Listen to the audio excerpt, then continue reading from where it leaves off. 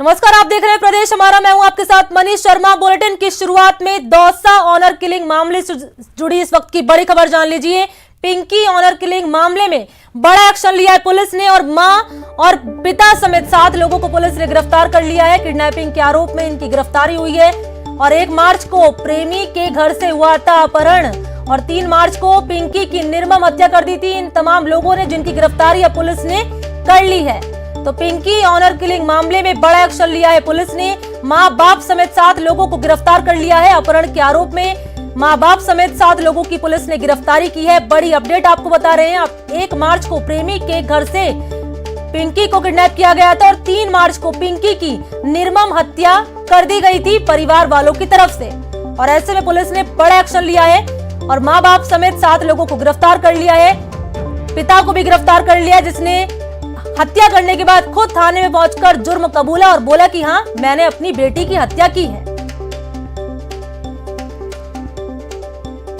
तो 16 फरवरी को पिंकी की शादी हुई थी और उसके बाद 3 मार्च को पिंकी की हत्या कर दी गई और मां और बाप समेत 7 लोगों को पुलिस ने गिरफ्तार कर लिया एक्शन लेते हुए। लेकिन अब भी बड़ा सवाल ये कि पिंकी की हत्या के कितने गुनहगार हैं, क्योंकि सवाल तो पुलिस वालों पर भी खड़े हो रहे हैं। सवाल ये कि पुलिस ने सुरक्षा क्यों नहीं दी, जब हाई कोर्ट ने निर्देश दिए थे सुरक्षा मुहैया कराने के, और पुलिस पिंकी का पता क्यों नहीं लगवा पाई जब पिंकी की किडनैपिंग की गई थी। ऐसे तमाम सवाल हैं जो पुलिस कर्मी पर भी खड़े हो रहे हैं। अब ऐसे में पुलिस कर्मियों पर क्या कार्रवाई की जाएगी वो देखने वाली बात होगी। लेकिन फिलहाल आपको बड़ी अपडेट बता रहे हैं कि दौसा से इस वक्त की बड़ी खबर है। पिंकी ऑनर किलिंग मामले से जुड़ी इस वक्त की बड़ी अपडेट आपको बता रहे हैं। मां और बाप समेत 7 लोगों को पुलिस ने गिरफ्तार कर लिया है। चलिए रुक कर लेते हैं श्री गंगानगर का, जहां पर डिस्ट्रिक्ट स्पेशल टीम के साथ मारपीट का वीडियो सामने आया है। वायरल वीडियो में कुछ लोग टीम के साथ न केवल मारपीट कर रहे हैं बल्कि उन पर शराब पीकर घर में घुसकर अभद्रता करने का भी आरोप लगा रहे हैं। दरअसल डीएसटी टीम को जवाहर नगर थाना क्षेत्र में घर में क्रिकेट सट्टा बुकी चलने की सूचना मिली थी, लेकिन जब दबिश के दौरान कुछ भी संदिग्ध नहीं मिला तो घर के युवकों ने पुलिस पर ही चढ़ाई कर डाली। डीएसटी टीम के साथ मारपीट की सूचना के बाद जवाहर नगर थाना पुलिस ने मौके पर पहुंचकर डीएसटी टीम को छुड़ाया। हालांकि दोनों ही पक्षों की तरफ से कोई रिपोर्ट अभी तक नहीं दर्ज कराई गई है थाने में, लेकिन एसपी राजन दुष्यंत के डीएसटी टीम के प्रभारी संदीप कीचड़ को उन्होंने हटा दिया है।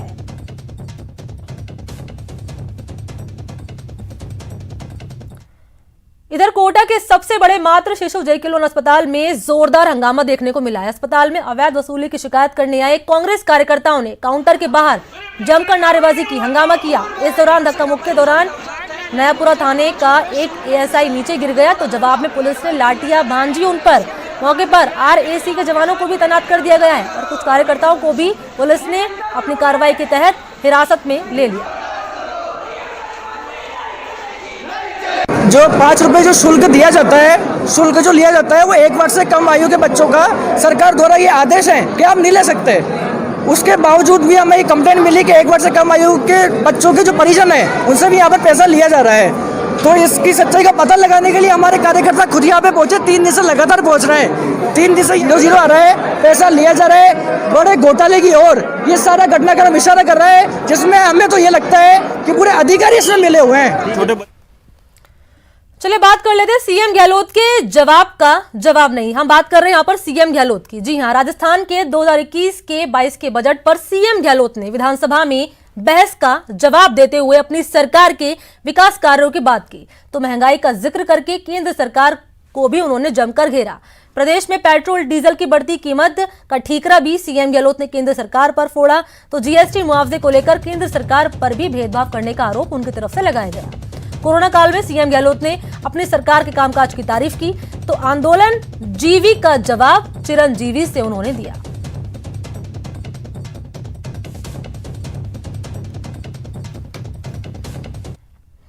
इधर बजट बहस पर जवाब देते हुए सीएम गहलोत ने प्रदेश सरकार के कामकाज की जानकारी दी। तो साथ ही महंगाई और अनुदान को लेकर केंद्र सरकार पर सीएम ने जमकर निशाना साधा और बातों ही बातों में नेता प्रतिपक्ष पर भी उन्होंने तंज कसा। सुनिए।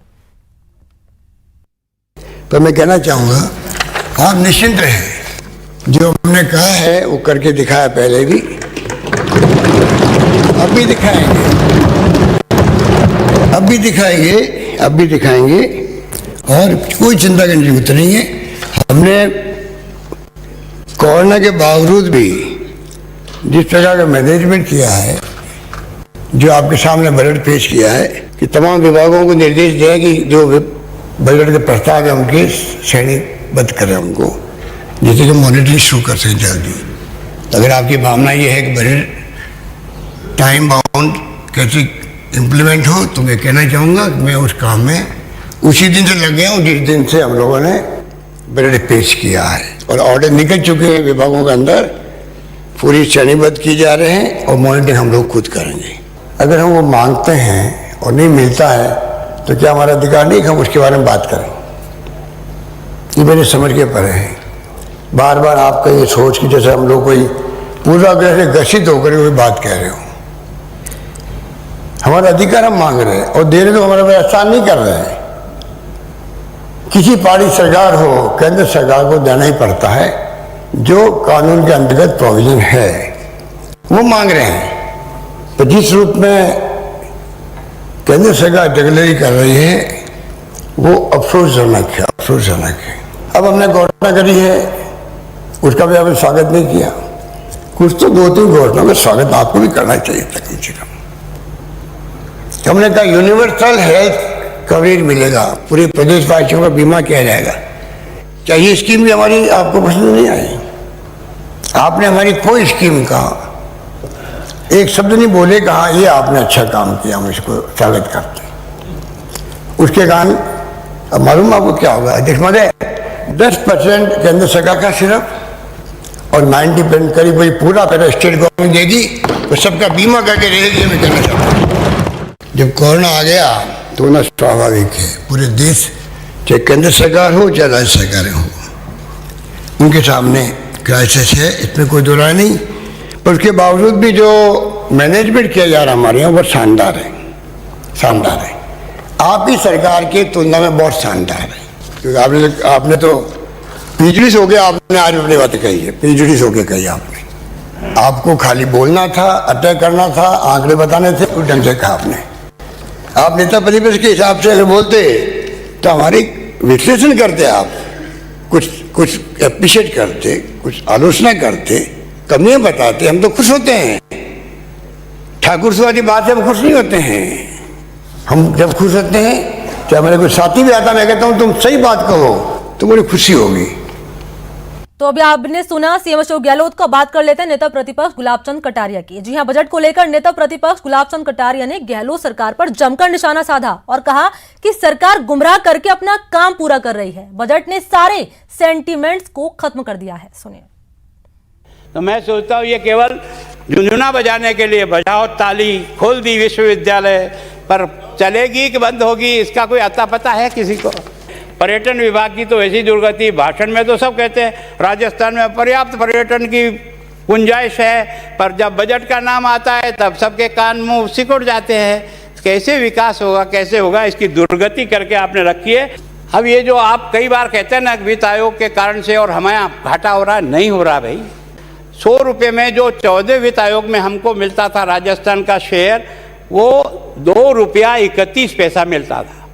अब 15वें वित्त आयोग में जो हमारे लिए एलोकेशन हुआ है वो 2 रुपया 45 पैसे, इसका मतलब 14 पैसे पहले से आपको ज़्यादा मिलेगा। तो ये जब लाखों करोड़ों में जब इसकी पैसा बनता है तो निश्चित रूप से हमको पैसा अधिक मिलेगा। और ये सब मिलाकर के घोषणा हुई है 1,80,125 बच्चों को सरकारी नौकरी की।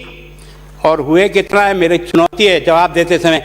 केवल और केवल आपकी इस भर्ती में से केवल 13,000 बच्चे नौकरी पे लगे, केवल 13,000। इधर सीएम गहलोत के जवाब पर सतीश पूनिया ने भी जवाब दिया है, पलटवार किया है। बीजेपी ने बजट पर सीएम की रिप्लाई को निराशाजनक करार दिया है। सतीश पूनिया ने कहा कि मुख्यमंत्री ने प्रदेश की जनता के हित में कोई भी काम, कोई भी धरातल पर उतरने वाली घोषणा नहीं की। उन्होंने कहा कि प्रदेश की जनता को भी इस बजट के लागू होने का भरोसा नहीं है। मुख्यमंत्री सिर्फ इधर उधर की बात करते हैं। सुनिए। नहीं, लीपापोती है बजट के बारे में, तो जो पहले थी वही बातें आज हैं। उस बजट से चुनावी बजट जैसी कुछ आहट लगती है। शायद मुख्यमंत्री जी को इनसिक्योरिटी है कि कहीं मिड टर्म पोल नहीं हो जाए, तो घोषणाएं तो लगभग उसी किस्म की हैं जैसे चुनाव में होती हैं। तो अब खबर है दिल्ली से, जहां पर राजस्थान कांग्रेस प्रभारी अजय माकन ने यह कहा है कि राजस्थान की सरकार मजबूती से काम कर रही है। माकन ने कहा कि प्रदेश सरकार समन्वय के साथ काम कर रही है। वहीं माकन ने संगठन और सरकार में नियुक्तियों के बारे में कहा कि नियुक्तियां जल्द ही शुरू की जाएंगी।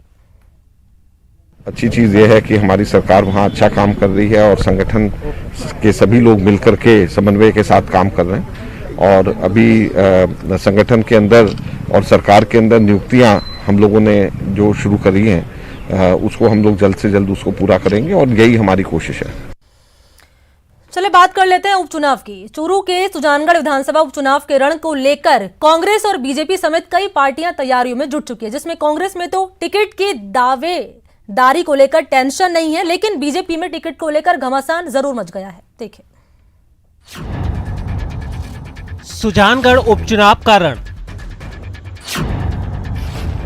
कौन बनेगा मास्टर का वारिस। सुजानगढ़ विधानसभा उपचुनाव को लेकर सियासी सरगर्मियां तेज हो गई हैं। मंत्री मास्टर भंवरलाल के निधन के बाद इस आरक्षित सीट पर होने जा रहे उपचुनाव को लेकर कांग्रेस, बीजेपी समेत कई पार्टियां अपनी रणनीति बनाने में जुटी हैं, जिसमें कांग्रेस अपनी स्थिति मजबूत करने की हर मुमकिन कोशिश में है। इस विधानसभा में गहलोत सरकार ने सड़क, कॉलेज, रेलवे ओवरब्रिज जैसी कई सौगातें दी हैं। साथ ही नाराज माने जा रहे पार्टी के नेता पूसाराम गोदारा को भी मना लिया गया है। इस सीट पर कांग्रेस से मास्टर भंवरलाल के पुत्र मनोज मेघवाल का टिकट लगभग तय माना जा रहा है। देखिए, विकास कार्य हमेशा न केवल सरकार की बल्कि अशोक जी गहलोत मुख्यमंत्री, उनके भी प्राथमिकता में रहा है। और यहाँ पहले मेरे पिताजी वर्षों से यहाँ प्रतिनिधित्व किया था, उनका मुख्य ध्येय विकास ही था और उसी को ध्येय मानते हुए माननीय मुख्यमंत्री जी ने यहाँ उनके अनुपस्थिति के कारण और उनके बाद में उनके निधन हो जाने के कारण भी विकास के प्रति ध्यान रखा है और बहुत सी सौगातें सुजानगढ़ विधानसभा को अब दी है। जो पिछले 1 साल से थोड़ा सा रुका हुआ था काम, उसको एक साथ उन्होंने स्वीकृत किए। स्वर्गीय मास्टर भंवरलाल जी मेघवाल 2018 में 40,000 वोट अधिक वोटों से विजयी हुए थे, सरकार में कैबिनेट मंत्री भी बने। उनके देहांत के बाद में उनके सुपुत्र मनोज मेघवाल के नेतृत्व में लगातार ग्रामीण क्षेत्र और शहरी क्षेत्र का वहाँ पे प्रचार प्रसार कांग्रेस के पक्ष में हो रहा है। लोगों का पूरा विश्वास है कि जनता कांग्रेस का साथ देकर के वहाँ पे मनोज मेघवाल को विधायक निश्चित रूप से वहाँ प्रतिनिधित्व करने का मौका देगी। दूसरी तरफ बीजेपी में टिकट के लिए घमासान मचा है। पार्टी में टिकट के दावेदारों की लंबी फहरिस्त है, जिसमें इस सीट से 2 बार विधायक रहे खेमाराम मेघवाल और बीए भाटी टिकट के प्रमुख दावेदार हैं। तो गणेश मंडावरिया, राजेंद्र कुमार नायक, विजय चौहान, मोहनलाल आर्य, वासुदेव चावला, नरेंद्र भाटी समेत कई नेता भी टिकट की दावेदारी कर रहे हैं, जिसमें खास तौर पर गैर मेघवाल जाति के दावेदारों ने टिकट के लिए एकजुटता भी दिखाई है। पार्टी जो निर्णय करेगी वो सही करेगी। जिसको भी पार्टी टिकट देगी मैं उसके साथ जी जान से, तन मन धन से उसके साथ लग करके भारतीय जनता पार्टी यहाँ से कैसे जीते उसके लिए मैं पूरा प्रयास करूँगा। जहाँ तक कि मेरी बात है, मैं निश्चित रूप से आपने देखा है 2003 से लगातार मैं 2 बार विधायक रहा हूँ, मंत्री भी रहा हूँ और 2 चुनाव मैंने 4 चुनाव लड़े भी हैं। और निश्चित रूप से उस चुनाव के माध्यम से जन जन तक मेरे पहुँचने का मैंने हर घर तक पहुंचने का मैंने प्रयास भी किया है। पूरी तैयारी है। राजस्थान में कांग्रेस की सरकार हर मुद्दे पर फेल है। पानी, बिजली, चिकित्सा, शिक्षा, सड़क, सब मुद्दों में फेल है। ऐसी स्थिति में चारों उपचुनाव हम निश्चित रूप से जीतेंगे। बीजेपी और कांग्रेस की ओर से भले ही जीत का दावा किया जा रहा है, लेकिन जातिगत वोट बैंक की बात करें तो इस सीट पर सबसे ज्यादा 60,000 जाट मतदाता हैं, जबकि मेघवाल जाति के करीब 40,000 मतदाता हैं और SC/ST मतदाता की संख्या करीब 60,000 है। ऐसे में किसका वोट बैंक का गणित फिट बैठेगा और कौन बनेगा मास्टर भंवरलाल का सियासी वारिस, फिलहाल इसके लिए उपचुनाव का इंतजार करना होगा। न्यूज 18 राजस्थान के लिए चूरू से मनोज कुमार शर्मा की रिपोर्ट। तो यहाँ वक्त तो चले एक छोटे से ब्रेक का, जल्द हाजिर होता है।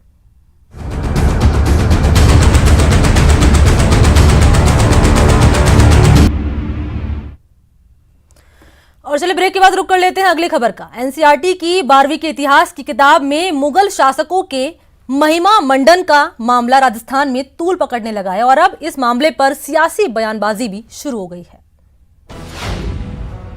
इतिहास की किताब पर सियासत जारी। मुगलों के महिमा मंडन पर विवाद जारी।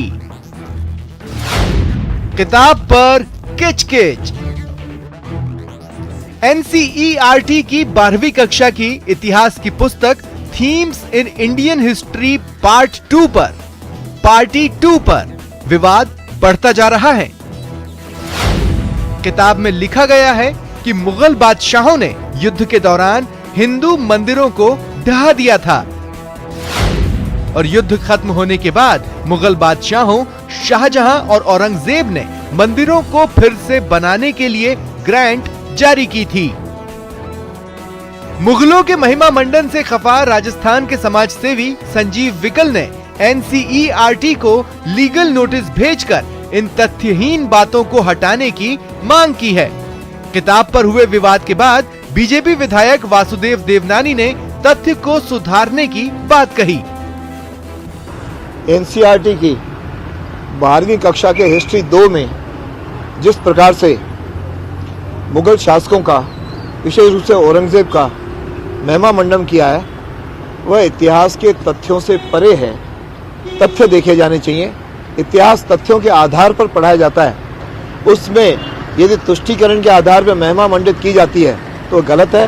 मैं मांग करूंगा कि इस प्रकार के जो तथ्य हैं, उस प्रकार की जो बातें हैं, उसको एनसीईआरटी की किताब से हटाया जाए और तथ्य परक बातें पढ़ाई जाएं ताकि हमारे नई पीढ़ी के सामने एक तथ्य आ सके। वहीं दूसरी ओर कांग्रेस नेता इस मामले को पूरी तरह इतिहास लिखने वालों का मामला बता रहे हैं। ये मामला ऐसा है कि जिसमें हिस्ट्री को प्रदर्शित करना हिस्टोरियन का काम है। वो उनको ईमानदारी के साथ हिस्ट्री रखनी चाहिए। लेकिन मैं इतना कह सकता हूं कि इस सरकार ने महाराणा प्रताप के स्मारक के लिए 17 करोड़ रुपए दिए। ये राजस्थान की धरती है, आन बान और शान की धरती है, ये गौरव की धरती है, ये तो भक्ति और शक्ति की धरती है। यहाँ जब महाराणा प्रताप लड़ने जाते हैं तो उनकी सेना का सेनापति हाकिम का सूरी एक पठान मुसलमान होता है, एक भील राणा पुंजा होता है, एक राजपूत, एक भामासा वैश्य समाज का होता है। तो यहाँ तो सब मिलकर आन बान शान और अपनी धरती के गौरव के लिए लड़ते हैं। तो इस धरती की तो पूजा होती है। इसलिए हम हिंदू मुसलमान के नाम पर बंटवारा करके, सिख ईसाई के नाम पर बंटवारा करके हिंदुस्तान की ताकत को नहीं देखते। हम तो हिंदुस्तान की ताकत को इतना ही देखते हैं कि हम सब मिलकर एक पावर है और तिरंगा हमारी शान है। किताब में मुगल शासकों के अनावश्यक महिमा मंडन से मरुधरा के आरटीआई कार्यकर्ता भी नाराज हैं। सभी का मानना है कि एनसीईआरटी की किताबों में ऐसा करके भविष्य की पीढ़ी को गलत दिशा में धकेलने की कोशिश की जा रही है, जिसके परिणाम घातक हो सकते हैं। Bureau report, news 18 Rajasthan. और चलिए बात कर लेते हैं बेस्ट शहरों की लिस्ट की। केंद्र सरकार ने आज रहने के हिसाब से देश के सबसे अच्छे शहर और नगरपालिका की लिस्ट जारी कर दी। सरकार के मुताबिक बंगलुरु और शिमला अपनी अपनी कैटेगरी में रहने के लिहाज से सबसे अच्छे शहर साबित हुए। और इंदौर की बात करें तो इंदौर और एनडीएमसी भी नगरपालिकाओं में टॉप पर रहे हैं। आवास एवं शहरी कार्य मंत्री हरदीप सिंह पुरी ने इंडेक्स जारी की। और अगर राजस्थान की बात करें तो सिर्फ उदयपुर 10 लाख से कम आबादी वाले शहरों की सूची में 8वां स्थान हासिल कर पाया है। लेकिन 10 लाख से ज्यादा की आबादी वाले शहरों में प्रदेश का एक भी शहर अपनी जगह नहीं बना पाया।